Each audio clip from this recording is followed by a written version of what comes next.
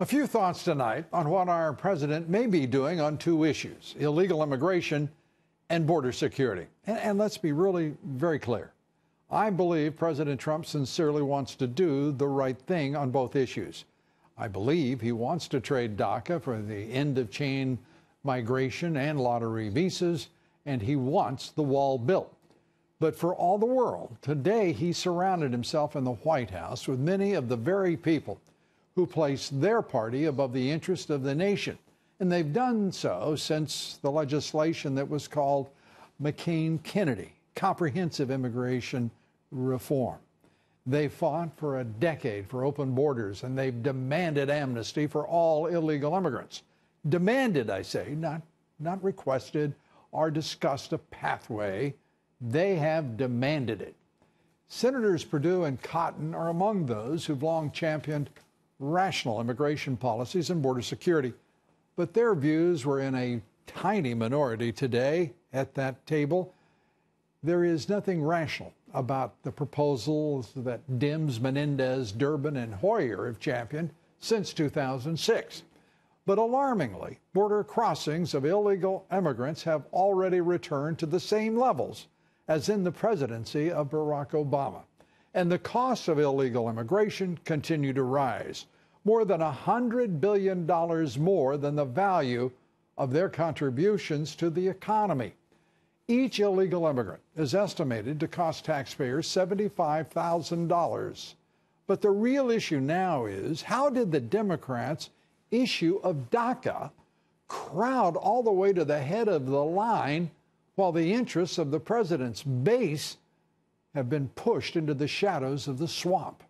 What happened to the president's America First doctrine? What happened to hire American, buy American? And then there's Davos. Suddenly, our president is headed to Switzerland. How in the world did our president end up on the tortured agenda of the global elitists who meet every year in the Swiss mountains, where they seem to hide out and chum around a bit? That's fine. They're out of the way for at least a time. But the Chamber of Commerce and the Business Roundtable, the two principal business lobbyists in this country, tonight they have to be kind of proud of themselves. But then they've spent $1.5 billion lobbying in the swamp to get the result they wanted on just two issues, and you guessed it: open borders and, of course, amnesty. Those are just code words for cheap labor and Democratic voters. And you should know, Mr. President, that President Tom Donahue, the head of the Chamber of Commerce, today talked about your tax reform, your capital repatriation. You're driving the economy to 4% growth and 4% unemployment and record high markets. And do you know what, Mr. President? Donahue didn't mention your name, not once. Isn't that interesting? Just in case you think any of these people are your friends, or that they'll do business straight up and on the square. Whether it's the left or the GOP, the establishment will continue to beat you around the ears if you give them the opportunity. And I hope you will never, ever do that.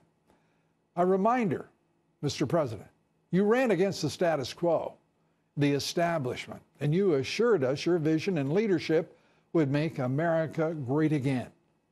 And by golly, you've had a year unlike any other president of doing exactly that.